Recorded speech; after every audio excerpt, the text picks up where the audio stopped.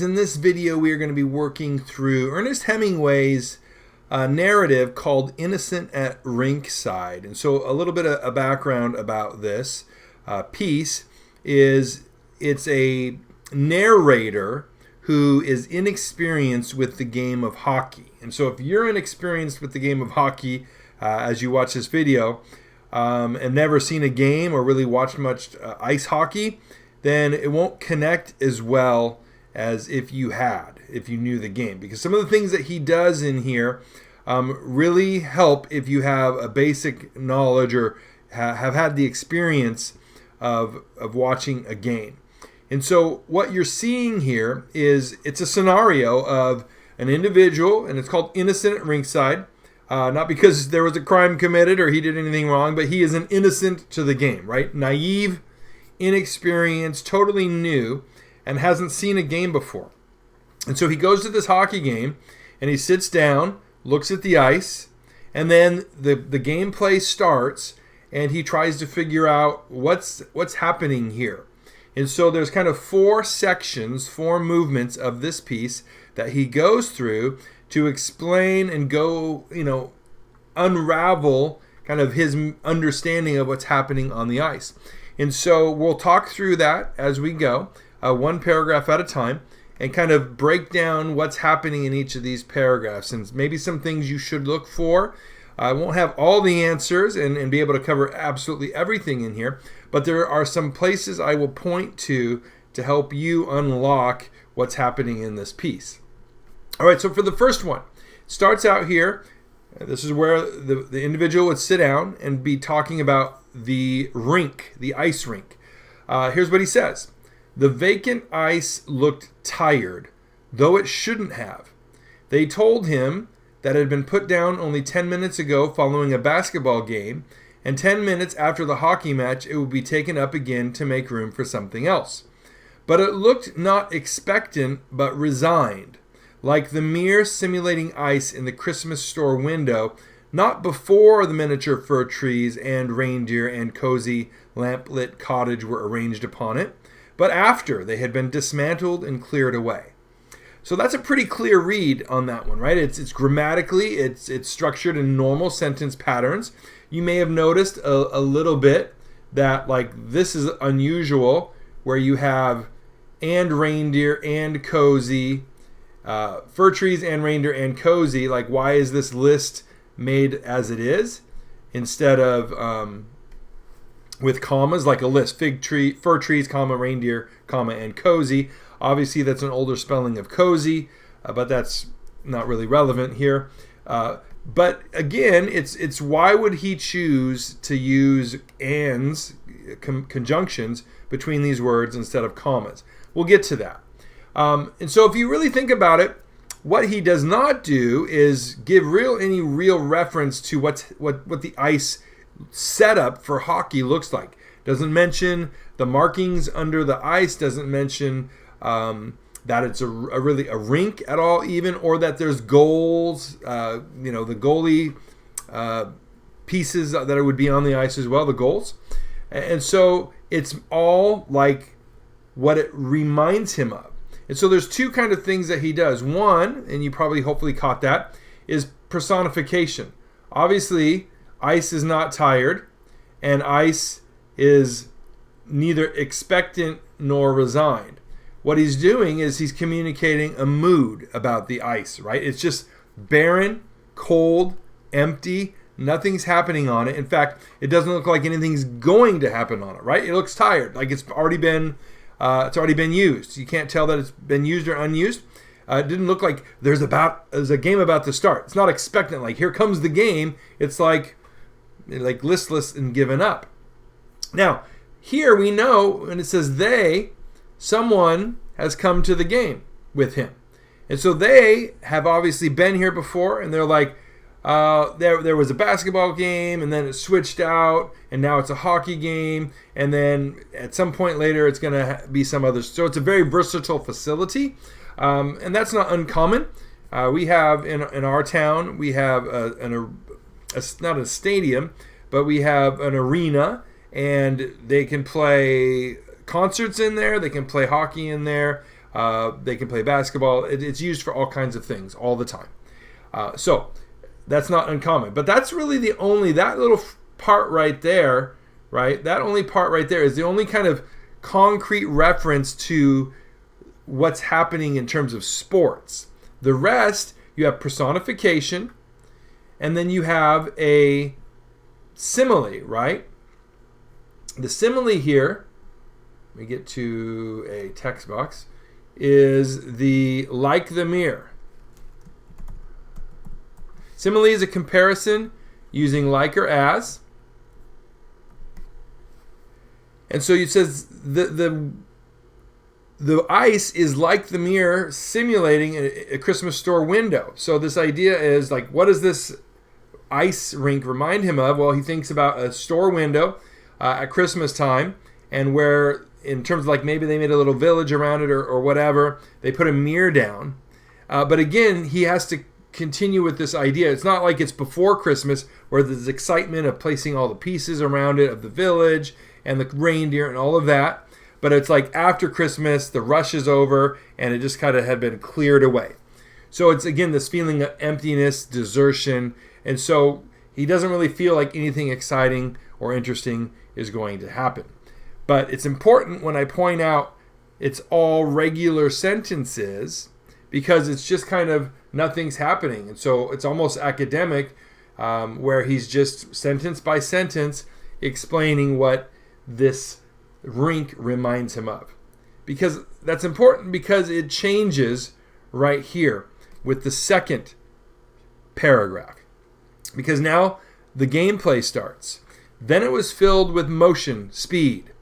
To the innocent who had never seen it before, it seemed discordant and inconsequent, bizarre and paradoxical, like the frantic darting of the weightless bugs which run on the surface of stagnant pools.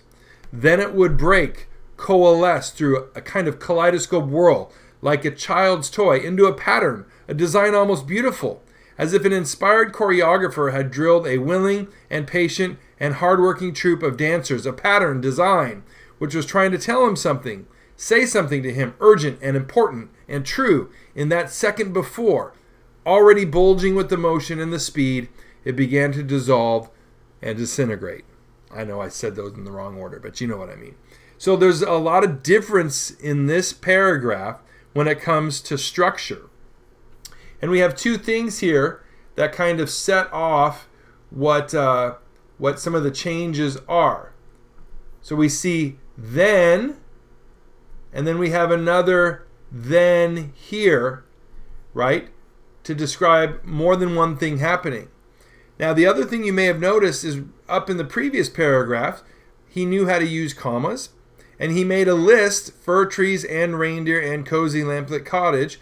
But here, between adjectives, he's doing a bunch of different things. You see it right here, right? Motion, comma, speed. Why do that? Why not say motion and speed like you did? Normally in conventional writing, we would think be consistent. If you're going to use conjunctions, use conjunctions. If you're going to use commas, use commas. But he's not consistent here. And then he gives us these pairings, discordant and inconsequent, comma, bizarre and paradoxical. And again, a little bit later on, he does the same kind of thing here. Urgent and important and true. So it's not as though he doesn't understand grammar, right? This is a famous author.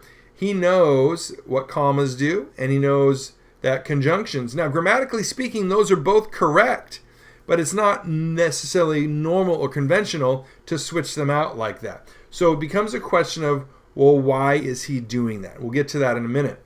We also see happening, just like we saw the simile before, we see similes here. Like here, like a child's toy. Okay. A simile is a comparison using like or as, and here's as. So we have three different similes here, at least, to describe what he's seeing. But let's use the then as markers here. The first one, then it was filled with motion, speed. To the innocent who'd never seen it before, remember he'd never seen a game, it seemed discordant and inconsequent. Discordant, right, means disjointed, like not fitting together. Inconsequent, like it had no real meaning, no consequence to it. Bizarre, it was weird. Paradoxical, it seemed to contradict itself, like not like it was working towards one purpose. And then the simile is like the frantic darting of the weightless bugs which run on the surface of stagnant pools. So if you've been to like a pond or a little creek where there's a still area and you've seen those little bugs, they call them Jesus bugs on the surface, they just kind of skitter all over. They're not working together, they're just individual bugs, and so there's no real sense, rhyme, or reason to where they're going on the surface of the water. And so when he says then it was filled with motion, speed, it's like all of a sudden it was just happening. So he compares it to these bugs because he couldn't see any rhyme or reason to it, any coherence to it. All right? Now, let's talk about the game of hockey. If you're familiar with the game of hockey, you know that hockey can kind of go slower, and then all of a sudden it goes at a very quick pace. It can go slower when the puck is passed to a player and he's kind of gauging where he's going to go next or pass the puck to. It can go slower when one player has it and maybe he goes around the back of a goal. It can go quicker when there's a breakaway and all of a sudden the skaters start like really fast. Even an individual can, back and forth with the puck. Sometimes there will be a pair of players and they'll pass the puck to one to the other and then pass the puck one to the other, just the two of them. And so you have a real energy in hockey of slowing down and then speeding up real fast and then slowing down. Also with the players, right, when the puck is hit away, they might kind of break up from each other. All of a sudden, when one player has the puck, they might all kind of converge together after that player or chasing that player, and then the puck will be shot away and they'll all disperse. So you have this energy and motion. And I want you to think about that energy and motion when you look at some of the choices here. Why put a comma between two adjectives? Well, or two verbs here to make it faster. Motion, speed, or those are nouns. So there's two commas there. Also, when he says urgent and important and true, right? So that it's almost like a little bit of motion going back and forth. It's passing it back and forth. Also, these pairs of adjectives: discordant and inconsequent, bizarre and paradoxical. So there's different choices of putting these words together, right, that give motion to the actual piece.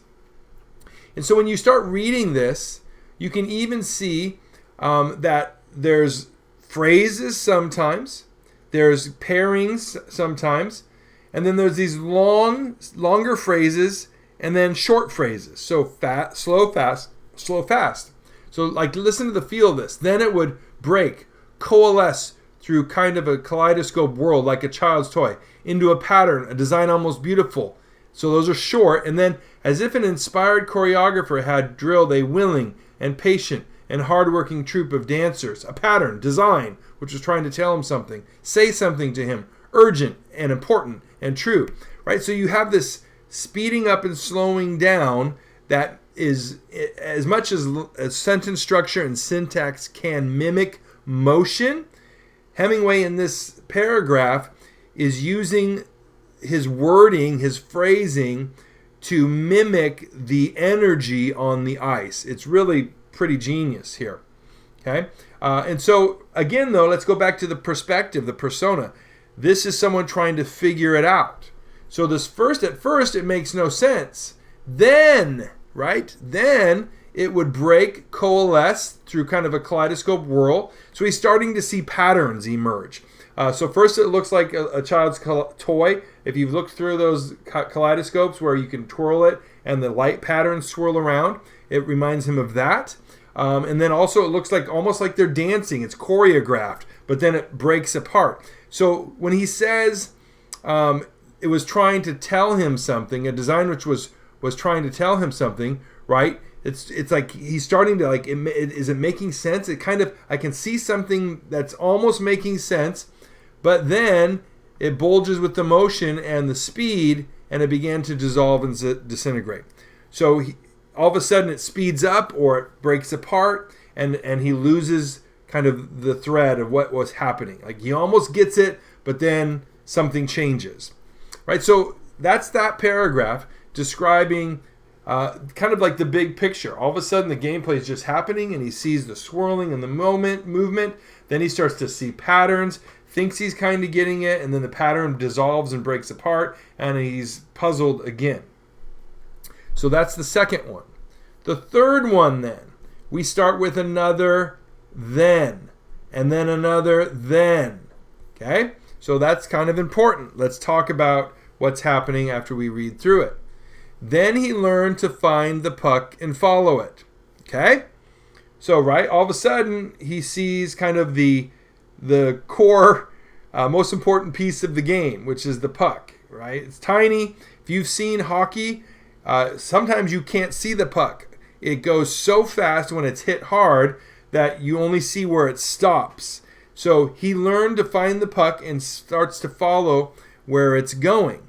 Well, once you've noticed the puck, you notice where the puck goes, and the puck is usually going from a hockey stick towards the goal, or from one hockey stick to another. And so once you see the stick, then you see the people. Then the individual players would emerge. They would not emerge like the sweating, barehanded behemoths from the troglodyte mass of football, but instead as fluid and fast and effortless as rapier thrusts or lightning. Let's talk about that first before we get into the next section of this. All right? You have a juxtaposition here of two different sports, right? Football versus hockey. Now you got to, maybe you picked up on a couple things. You have a repetition of sound, right? Sound, we'll call it alliteration of those two words. Barehanded behemoths, also fluid, fast, effortless. You have this alliteration as well in these. But also, I don't know if you picked up on it, when you have these, you're sweating, right? There's kind of a more intense feeling there of exercise. But the words barehanded behemoths from the troglodyte mass of football, those are all hard consonant sounds. So they kind of hit a little harder, just verbally. That's called, if you don't know, cacophony. And so that cacophony is intentional. He put those words together intentional to have the hard sounds because football is harder hitting. But instead, here's the juxtaposition, as fluid and fast and effortless. Soft sounds, like almost like the shushing of skates, because it's fast and quieter and whipping around the rink. That's called assonance. You have these soft sounds. And then they were as, right, you have a comparison here, simile again. A rapier thrust. A rapier is a pointed sword used for sparring, not for hacking. So it's more of a stabbing kind of sword like they use in fencing matches, or lightning, right? So he's picking, instead of like big bruisers on the field bumping into each other, you have like graceful, fast, super quick plays and jabs and darts that were like lightning. Okay, so there's a juxtaposition there, and then there's the use of consonant, cacophony, and assonance there to have the hard and soft sound to kind of contrast the two sports. Now we get into this little area that has vignettes. He describes three players, but hopefully you're starting to see there's a usage again of some of the conventions from earlier. So when we talk about the narrative piece holding together, it does it in a couple ways. One, there's a repetition of many of the different rhetorical devices or rhetorical strategies that he's using, and also the grammatical choices that he's using repeat as well. And so you're going to notice those, and that has a consistency of voice. So we know it's the same narrator. But there's also an unfolding of knowledge, right? So that's also consistent. We start off with this narrator, the innocent, not knowing anything, and little by little, as we get into this, he figures out more and more of what's happening in the game, down to the point where he's now focusing on the players. He sees the names on the back of their jerseys, and he starts noticing things about them. And so he has 3 players he's looking at. Now let's go back to what he did before with the commas and the conjunctions between adjectives. And now you see something a little different happening here. Richard, with something of the passionate, glittering, fatal, alien quality of snakes. Jeffrin, like an agile, ruthless, precocious boy who maybe couldn't do anything else, but then he didn't need to. And others, the veteran Leprod, still with the know-how and the grace. But he had time too now, or rather time had him, and what remained was no longer expendable that recklessly, heedlessly, successfully. Not enough of it left now to buy fresh passion and fresh triumph with. All right, so there's a real difference between Richard and Jeffrin and how he describes the veteran Leprod. So with Richard, let's look at him first. Right? Passionate, glittering, fatal, alien quality. Now, Hemingway did not forget how to use grammar correctly here. He took out the commas, he took out the conjunctions, and just jammed all of these adjectives together very quickly. He's passionate, so we know he's intense. Glittering, he's flashy. Fatal, he's like intensely deadly on the ice. Alien quality of snake, so he's kind of like stands out as like almost like freakishly good perhaps, but also snakes, right? Slithering, striking. And so there's this actual metaphor here describing him like a snake, but a very, very fast player that's pretty deadly and intense. Then Jeffrin, like, and here's another like, right? He's like an agile, ruthless, precocious boy. So again, very fast. He just jams the adjectives together. He's a hardcore player. He's very quick on the skates. Agile means very, very nimble. Precocious boy, like ahead of his time. If a boy is precocious, he acts older than he actually is. So Jeffrin is younger, but he's really good and really hardcore at the game. Now this is an interesting part here, who maybe couldn't do anything else, but then he didn't need to, right? So he's very young, very green, and maybe even not very bright. Like maybe he has no other skills, but he's so good, he doesn't need any other skills. So, but these two are fast players, quick players, really good and intense players.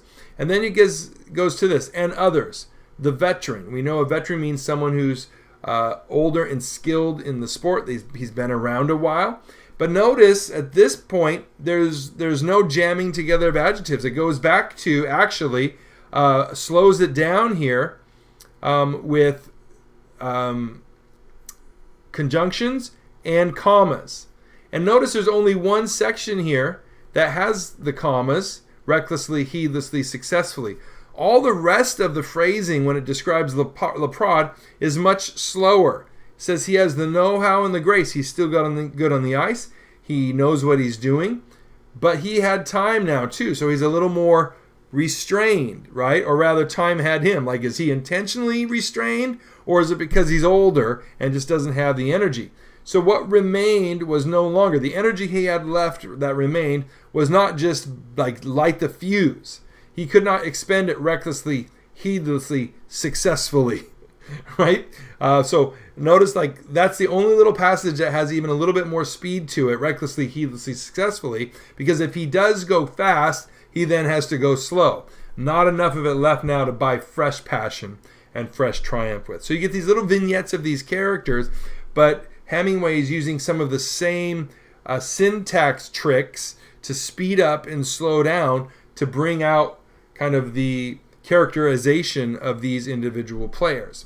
So we've gone from seeing the ice, not really knowing what it's going to be about, doesn't look like anything's going to happen, to all of a sudden kind of a mad scramble out on the ice that doesn't make much sense, to starting to see patterns emerge, to all of a sudden seeing like, oh, they're after the puck, and it's these players that are going after the puck, and it's different than other sports. It's more smooth and quick and fast and like swords and lightning strikes. And then we get a little snapshot of a couple players, which leads us to this last section And this is a different section as well. It does something totally different than the other three. Excitement. Men in rapid, hard, close physical conflict. See a continuation there of some of that pattern? Not just with bare hands, but armed with knife blades of skates and the hard, fast, deft sticks, which could break bones when used right. So we have that section there. Again, juxtaposition, right? Not just with bare hands. Back to that football comparison. There's consistency there. Again, describing the quickness of the game. Rapid, hard, close, physical conflict, right? Hard, fast, deft. I mean, deft means like you're good at using it. All right, so it's a dangerous sport, though. It's not just brutal, but it is dangerous. Like, this is why he uses this kind of metaphor to describe the skates, their knife blades. And then, right, this kind of surprising imagery here. Like these sticks, we know they're not made to hurt people. They're made to guide the puck, but which could break bones when used right. And he doesn't mean right as in correctly. It means if you used them a certain way, they would break bones. Okay? So there's a capturing of the excitement. Excitement, colon. And then what makes it exciting? He explains that right there. So this setup here is a description of the feeling of the game. So he's pulling back from the gameplay, and now he's talking about the feeling. Why is this game interesting? Why do people come? Why do people care? And so he still has, in describing the excitement, the fast, adjectives jammed right up against one after the other. But then he has little descriptive phrases to slow it down. And then he's looking not at the game, but around him at the spectators, at the fans. He had noticed how many women were among the spectators. Okay, so that's why would he do that? This was written many years ago. And for just a moment, he thought that perhaps this was why. So, well, there's a lot of women here. Why might they be interested in hockey so much? And so here's how he kind of tries to puzzle that out in his mind. So this is more of a thinking, a thought process that we're now observing in the mind of the innocent as he's like, why do people like this game? Why are they here? It's exciting, but why women too? Right? Here's what he says. Here actual male blood could flow, which could in football and a lot of other sports, men's and women's sports, not from the crude impact of a heavier fist. Okay, so not from brutality, like the behemoths in football. So it's not the brutality based on mere physical prowess and brawn and strength. That's not what this game is about. And so he says crude, it means like, he said troglodyte before, so that's connected. Troglodyte means like a caveman or a cave dweller. And so same thing, crude impact of just brute strength. But instead of brute strength, it was from the rapid and delicate stroke of weapons, which like the European rapier, sword, or the frontier pistol, reduced mere size and brawn to its proper perspective, to the passion and the will. Right? So whereas football could have passion and will, the fact that it wasn't about throwing your weight around, it was more about precise, I guess the game is more precise, rapid and delicate stroke, right? It's like, it's how good are you on your skates and how good are you on the stick. It doesn't matter if you're 300 pounds as a linebacker. And so when you think about that, right, the game isn't about how big you are or how tough you are or even necessarily how strong you are. It's about how good you are at the skills of the game, using the stick, shooting the puck, and skating on the skates. So in other words, it takes away that aspect of football. You're not going to have a woman on the football field in the same way being tackled by a 350-pound linebacker, right? That's just not a fair fight. However, this reduces it. And so he kind of connects that maybe it's appealing to women because it's a more fair playing field, right? It's not going to be some huge troll jumping on top of somebody. So that he's thinking maybe that's it. But only for a moment, because he, the innocent, didn't like that idea either. So he's like, no, I don't think it's that. It's not. Maybe it's not that deep, right? Maybe it's not. Maybe no one's thought that deeply about it. It was the excitement of speed and grace with the puck for catalyst. The catalyst is what starts a fire or a reaction to give it reason, meaning. So again, a little bit more with the conjunctions and the commas to slow it down and speed it up. But this entire paragraph, again, goes back to a more conventional sentence structure because it's back to his thought processes. Right? The first one is thinking through thought processes of what he's seeing in a very undynamic ice rink that nothing's happening on. And then he pulls back, and again, he's becoming more reflective and contemplative here. He's doing a thought process. The two middle paragraphs are describing and talking about action on the ice. So that's the whole piece right there from beginning to end. Hopefully that was insightful for you in terms of decoding it and hopefully getting you a little bit closer to really capturing the feeling and the energy of this piece in a way that you could then break it down and talk about it. All right? Well, hey, if this is your first experience with this channel, I want to let you know that there's a lot of information here that could be very helpful. I would love it if you'd subscribe to the channel right here.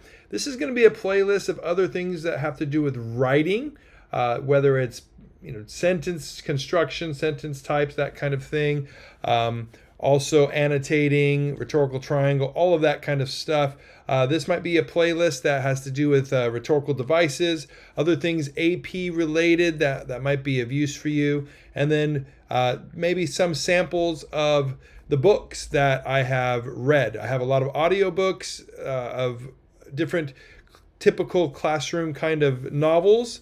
Also, I have some analysis videos of books like 1984. So lots here, as well as some fun stuff because, life is no more than just books. It's fun too. All right. Thanks a lot.